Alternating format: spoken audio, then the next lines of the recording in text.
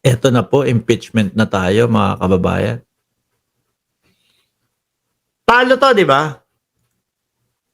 Talo, hindi nanalo, hindi pinalad na makabalik sa Senado. Eto si Tolentino. Ayan Hindi pinalad tong si Tolentino mga kababayan. Ako, simula't simula pa lang mga kababayan, nung nakita ko at nabalitaan ko na si Tolentino ay tatalon, doon sa alyansa, sabi ko hindi ko iboboto yan. Hindi ko iboboto yan dahil karamdam ko kung ano yung gagawin lang niyan eh.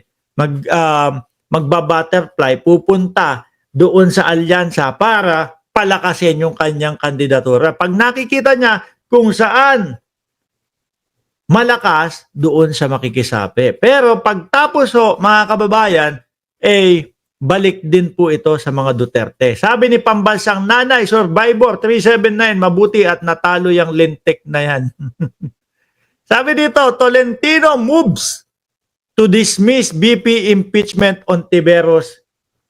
Si Ontiveros naman ay disagree. Sabi ni Lori Henderin, binoto ko siya, mabuti na lang, hindi nanalo. Ako, hindi ko binoto talaga yan. Hindi ko binoto talaga yan, mga kababayan. Dahil alam ko, maglo-lawyer lang naman po to sa mga Duterte, mga kababayan. Pati po yung si Villar, hindi ko din binoto yun, mga bossing. Yung si, pangalan nun? Camille Villar Ang dami nilang problema sa prime water. Mabuti naman, olat si Tolentino, sabi ni Joseph P. Mukhang balimbing kasi yung take ko lang kay Tolentino. Hindi, gano'n naman talaga. Pero pagkatapos ng eleksyon, ayan na nga ang mangyayari mga kababayan. Babalik din yan sa mga Duterte. Senate Majority Leader Francis Tolentino on Monday called for the dismissal. I-dismiss na ang impeachment case against BP Sara Duterte, citing constitutional deadline that he says bar further proceedings. It is a legal imperative that connotes immediacy trial after months of inaction undermine not only this directive but also the due process rights of the respondents and the integrity of the Senate as an impeachment court. The timeline is tight and difficult. In short lang mga kababayan etong si Tolentino, mga bossing, in short lang po kumbaga gusto lang nilang gusto lang nilang wag matuloy dahil ang nakikita ko dito sa mga to, mga kababayan, wala naman po depensa Kailangan putulin na agad nila. Wag nang umabot ni isang maliit na move na aabot o makakapagbasa o kahit na ni isang araw na hearing, wag umabot doon. Bakit to? Pagka nakita ng sambayan ng Pilipino na ang lakas pala ng ebidensya, mahihirapan na po silang i-acquit si Inday Sara Duterte, mga bossing. Tolentino made appeal during the manifestation before the Senate, arguing that the body is now constitutionally barred from continuing with the trial due time constraint. Dahil lang doon, paano naman ang hinahanap ng sambayan ng Pilipino? Dahil po yung hinahanap na pera po kay Inday Sara Duterte galing po sa bulsa ng mamamayang Pilipino. 88% nga po ng mamamayang Pilipino ang nagtatanong, saan napunta yung ikinakaltas na sa amin? Kinsenas katapusan. Di ba? He pointed out that the article of impeachment were transmitted to the Senate 117 days ago, but the trial is not scheduled to begin until June 11, 2025. So ngayon, ang problema ni Tolentino sinasabi masyado nang napanis, nahilaw na, ang haba na ng panahon. Ngayon naman ganon. Na mukhang si Chis Escudero naman yun ang pinapanigan. Pero pupunta tayo kay Chis. That date falls just 2 days before 19th Congress is set to adjourn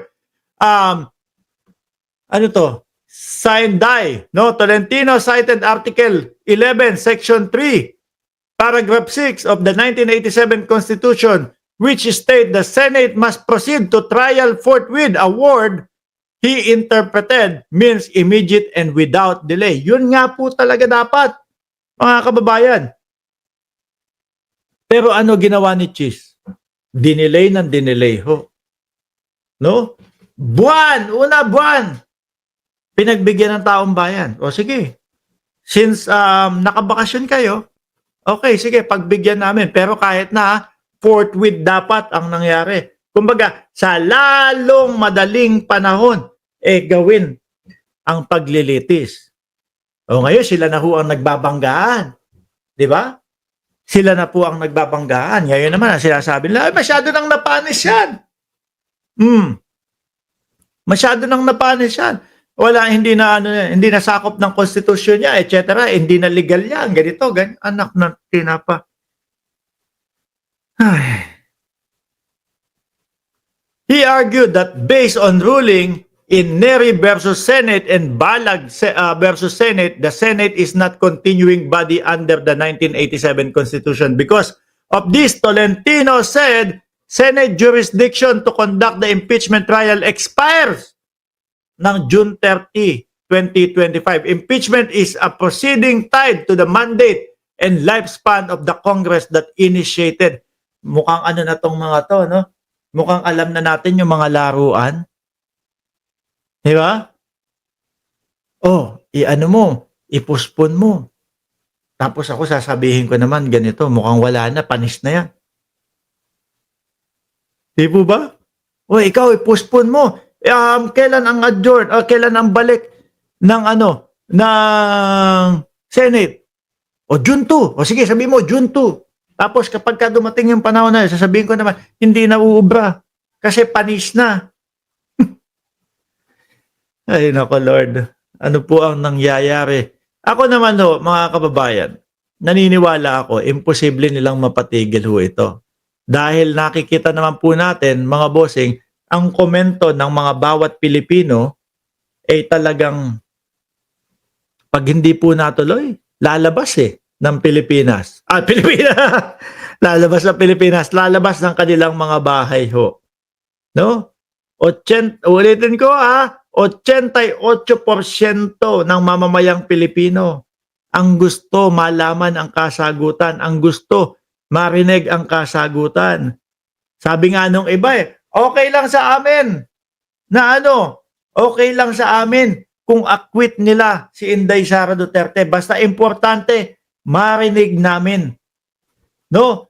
Marinig namin kung paano sila didepensa at kung paano nila ipagtatanggol si BP. Di kung talagang yung depensa nila, no?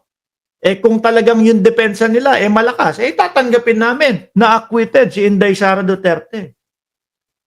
Pero tingin ko, mga kababayan,